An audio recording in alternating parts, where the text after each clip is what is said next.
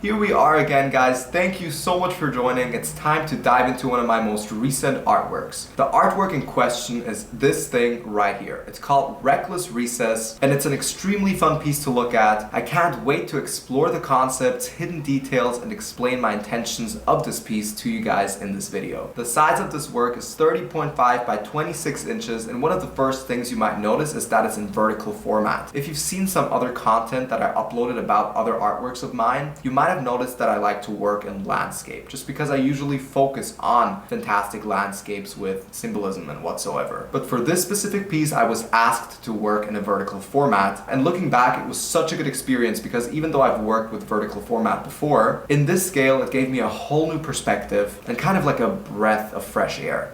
Alright guys, before anything, I actually want to do a quick show off of what the framed artwork looks like, so here it is. I just picked it up from the framer and I put it in this beautiful antique looking black and slightly gold frame. It perfectly complements the artwork and its style. I could not be happier. It looks so good. I do have to say I cannot do a public interview with this. It is too heavy, it is too fragile, and I'm not bothered to carry this around for over an hour in the September sun because here in LA, September is still summer. But let's do a quick size reference so you guys kind of get an idea. Does this work? No. Look how big it is. Yay! Okay, let's get back to explaining. Now let's dive right in. The title of this work is Reckless Recess. Recess is what I understand as a break during which you can play like at school or at kindergarten or I don't know, after lunch, when you play with your toys, when you play a game or whatever. And the intention of this work was to capture the moment when whoever's looking after you is telling you that recess is over. That moment when you realize and look around, the toys are scattered everywhere. There might be a doll somewhere under the table, something might have slipped under the couch. There's so much going on, it's a huge mess and you don't even know where to start. Almost something that would make me anxious, to be honest, because I have OCD. But yeah, that was the broad concept of this work from the beginning on. Because I'm personally most intrigued by works at which you look at and every time you take a moment to observe it, you notice something new. So that's exactly what I love creating with my visions as well. Now let's have a closer look. One of the biggest inspirations for this piece was the 1951 original film Alice in Wonderland from Walt Disney. If you look at the upper left corner, you can see the Queen of Hearts character from that film. She's upset, as she always is, and out of her mouth there's a road. There's a road that kind of sets the tone for the composition of the rest of the work. If you've seen some of my other pieces, I love to work with a road on which you can find everything you can think of. But usually it's landscape, so it's just a road along the artwork. But here I got a little more creative and I worked with more depth and levels, and we'll get into it. But the Queen of Hearts here is also the character that I wanted to kind of set the tone, almost as if she is the one saying that recess is over. That was my intention, even though it's not written anywhere. That's how I kind of laid out the story of this work in my head. She has an elongated neck that kind of resembles pipes to keep the viewer guessing whether or not she's real or an animatronic. I'm extremely afraid of animatronics. To me, they've always had an eerie vibe, especially realistic looking ones. So, you know, it's whatever you see in it. In the background behind her, you see buildings, you see Rapunzel's tower, and another nuance for me was drawing buildings that have the light on inside of them. It's just a tiny little detail and a random thing I just want to touch on because it was a first for me in this work. But instead of having darkness inside the buildings, which is what I usually have just because it's easier and faster to create, I actually erased the windows into the charcoal dust to make it seem like there's light shining through,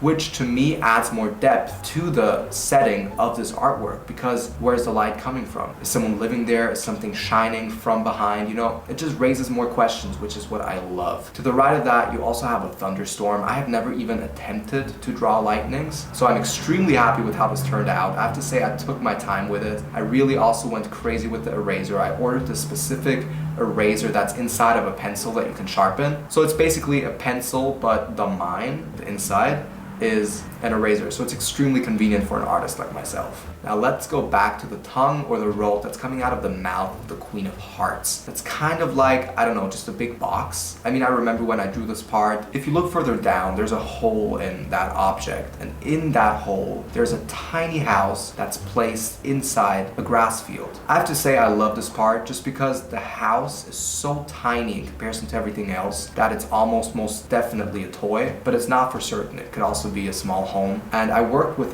white charcoal on the grass just to kind of really have that effect of the light coming in from outside and it's slowly fading the further in you look. I love how this part turned out, but I remember when I drew it, my mother was visiting and she was observing me and she was like, "What is that? Is that a hamburger in a microwave?" And I was like,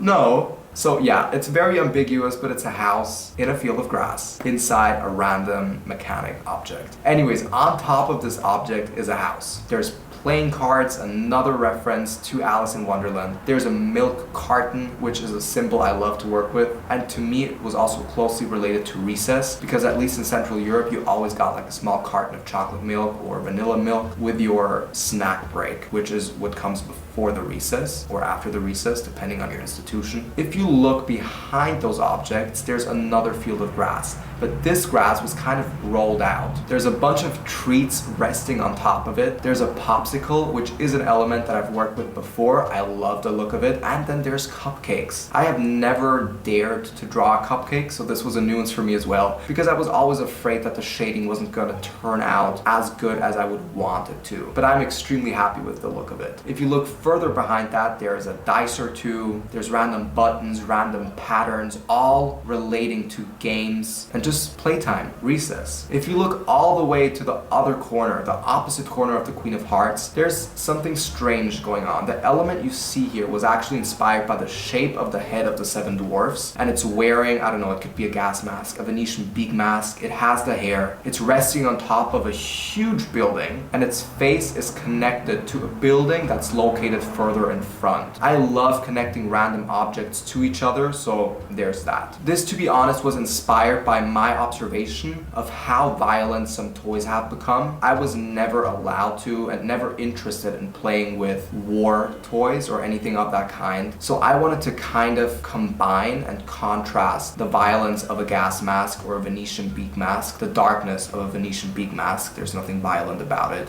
with the innocence of one of the seven dwarfs characters. I know this is a if you know, you know case, but you know now, and this video is about bringing my art closer to you, so you're welcome. Now, if you move along the road, there's fun little buildings, there's so many hidden details. Literally, pause the video, take a moment to look. I love doing just that. There's a building with a window that's shaped like a triangle and a square. Now, these could just be funny shaped windows, but they're actually a reference to this toy that I remember toddlers playing with, where you have to push a certain shape into a certain hole that fits, and yeah, that's that. There's smoke coming out of that. There's a pen somewhere up there in a hidden pocket. There is hidden ladders. There are so many layers in this artwork. That's why I love it so much. There's so much to look at. Now, further along, the next building has a tower on top, or like a slim part, and in that slim part is an eye. I wanted to test myself, how realistic can I make an eye look? Because I do love combining the cartoon style that I always work with a more realistic style, which is what I use to draw, for example, the hands. There's also a hand in this artwork, but we'll get into that later. Underneath that eye, let's call it tower, there's another game card, reference to Alice in Wonderland. There's a ball, and the building is almost folding open. So, you know, it keeps you guessing, is it cardboard? Underneath, you can tell that it's kind of made of cheese. There's so much random stuff going on. It's so much fun. If you look further along, there's a Witch Hazel reference. Witch Hazel is an extremely popular cartoon character, and already before planning to include her in this artwork, I knew that my client for this piece was a big fan of hers. So it was perfect. But I didn't just want to throw her in there like I did the Queen of Hearts, keeping the viewer guessing whether or not she's actually supposed to be the character. So using textures like wood, metal plates that have been hammered onto her, and paint and all the good stuff, I made it pretty obvious that she's not real. I don't know the word for it, but she's supposed to be one of those things that come out of buildings like on Times Square, advertising, a show, restaurant, a place, a character, whatever it is, a company, a product. So she's not real. She's almost like a mannequin. She's supposed to be two-dimensional and kind of just glued and hammered together. If you look further to the right, there's a washing machine. There's another tiny, I don't know, shoebox with a door. You don't know if someone's living in there, if it's a toy, whatever it is, whatever you want it to be, it's there. And if you look all the way to the right, there's this big building. Inside that building, you have a small desk and my signature lamp tree, which I just love to work with. I don't know, it's such a fun element I thought of. And that lamp tree or plant hand is inside a pot, and that pot is being sucked on from underneath by something that was inspired by the typical plants from Super Mario Bros. It's not a direct reference, but that was my thought. That's what I thought of, and I was like, I like the look of that, let's work with that. If you look further down, there's an actual tree that kind of reminded me of an enchanted tree. I wanted to do that. There's an eye in that tree, and the tree has a big mouth that's open. And what I love about it is that inside that tree, I replaced the little dangly thing that swings in the back of your throat. Oh my god, I just unintentionally quoted Cardi B.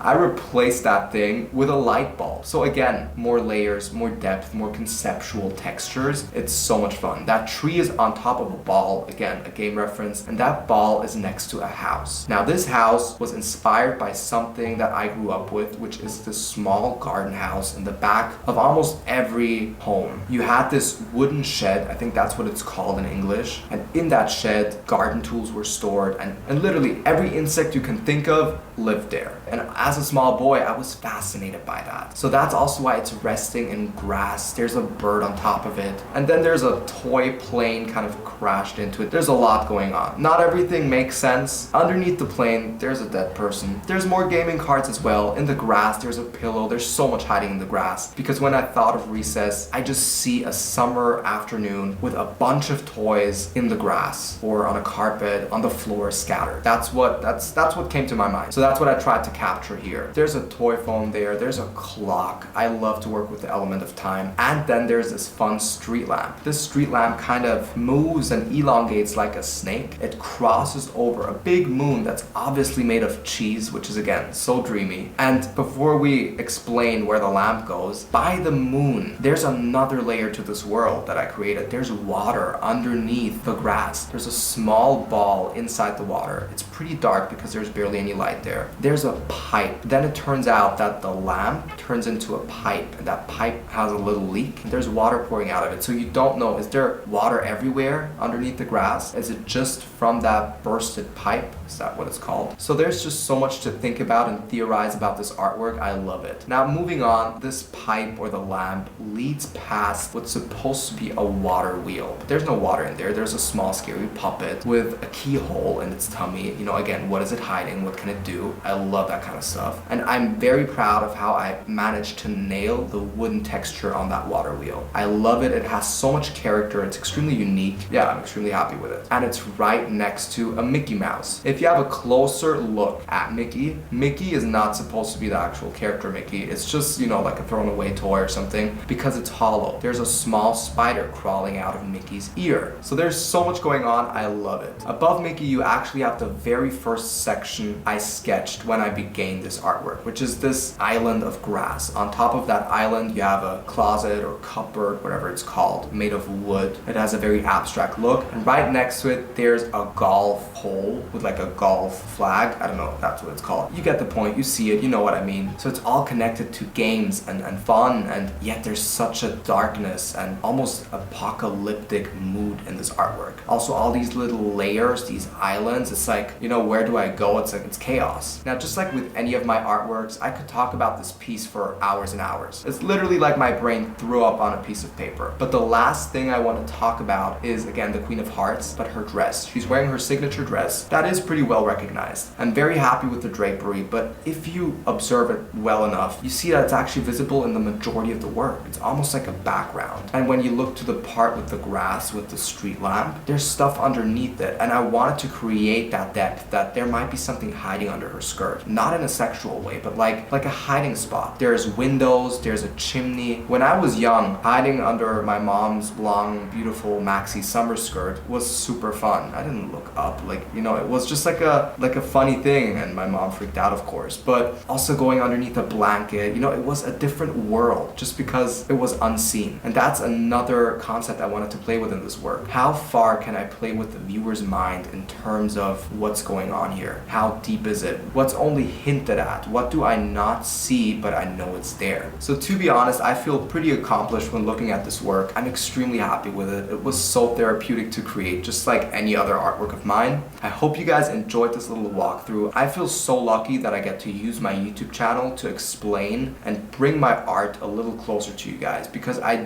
do think that if you look at it without context, it's a little much and you don't know what's going on. So yeah, I hope these kinds of videos are interesting to a certain type of audience. Like I said, the public interview for this piece is coming. Let me know your thoughts in the comments. Take care and see you soon. Bye.